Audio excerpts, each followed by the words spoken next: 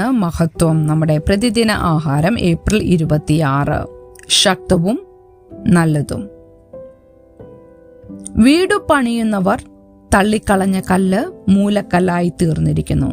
സങ്കീർത്തനം 118:22. ക്യാമ്പസിലെ യുവ ശുശ്രൂഷകൻ അസ്വസ്ഥനായി കാണപ്പെട്ടു. പക്ഷേ ദൈവത്തിന്റെ മാർഗനിർദ്ദേശത്തിനും അവന്റെ സഹായത്തിനുമായി പ്രാർത്ഥിക്കാറുണ്ടോ എന്ന് ഞാൻ ചോദിച്ചപ്പോൾ അദ്ദേഹം കൂടുതൽ അസ്വസ്ഥനായി. പൗലോസ് ആവശ്യപ്പെട്ടതുപോലെ ഇടവിടാതെ പ്രാർത്ഥിക്കുക. മറുപടിയായി യുവാവ് ഏറ്റുപറഞ്ഞു, എനിക്ക് ഇനിമേൽ പ്രാർത്ഥനയിൽ വിശ്വാസമുണ്ടാകുമോ എന്നെനിക്ക് ഉറപ്പില്ല. അദ്ദേഹം നെറ്റിച്ചുളിച്ചു. അല്ലെങ്കിൽ ദൈവം കേൾക്കുന്നുവെന്ന് വിശ്വസിക്കുവാൻ കഴിയുകയില്ല. ലോകത്തെ നോക്കൂ. ആ യുവ നേതാവ് സ്വന്തം ശക്തിയിൽ ഒരു ശുശ്രൂഷ കെട്ടിപ്പടുക്കുക ആയിരുന്നു. ദുഃഖകരമെന്ന് പറയട്ടെ, അദ്ദേഹം പരാജയപ്പെടുകയായിരുന്നു. എന്തുകൊണ്ട്? അദ്ദേഹം ദൈവത്തെ നിരസിച്ചു.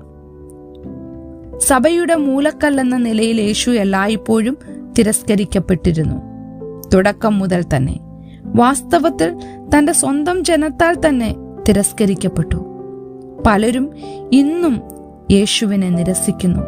അവരുടെ ജീവിതം, ജോലി, സഭകൾ പോലും വില കുറഞ്ഞ അടിത്തറയിൽ തങ്ങളുടെ സ്വന്തം പദ്ധതികൾ, സ്വപ്നങ്ങൾ മറ്റ് വിശ്വസനീയമല്ലാത്ത അടിത്തറയിൽ കെട്ടിപ്പൊക്കാൻ പാടുപെടുന്നു. എങ്കിലും നമ്മുടെ നല്ല രക്ഷകൻ മാത്രമാണ് നമ്മുടെ ശക്തിയും പ്രതിരോധവും. തീർച്ചയായും വീട് പണിയുന്നവർ തള്ളിക്കളഞ്ഞ കല്ല് മൂലക്കല്ലായി തീർന്നിരിക്കുന്നു. നമ്മുടെ ജീവിതത്തിന്റെ സുപ്രധാന മൂലയിൽ ഇരുന്നു കൊണ്ട് യേശുവിന്റെ വിശ്വാസികൾ യേശുവിന് വേണ്ടി ചെയ്യാൻ ആഗ്രഹിക്കുന്ന എന്തിനും ശരിയായ വിന്യാസം യേശു നൽകുന്നു. അതിനാൽ യഹോവേ, ഞങ്ങളെ രക്ഷിക്കണമേ, യഹോവേ, ഞങ്ങൾക്ക് ശുഭത നൽകണമേ എന്ന് നമുക്ക് അവനോട് പ്രാർത്ഥിക്കാം. ഫലമോ, യഹോവയുടെ നാമത്തിൽ വരുന്നവൻ വാഴ്ത്തപ്പെട്ടവൻ. അവൻ ശക്തനും നല്ലവനുമായതിനാൽ നമുക്ക് അവനോ നന്ദി പറയാം. ചിന്തിക്കുക, നിങ്ങൾ ദൈവത്തിനായി പണിയുമ്പോൾ എന്ത് സ്വപ്നമോ പദ്ധതികളോ ആണ് നിങ്ങൾക്കുള്ളത്? നിങ്ങളുടെ പദ്ധതിയുടെ മൂലക്കല്ലായി ക്രിസ്തുവിനെ എങ്ങനെ സ്ഥാപിക്കാം?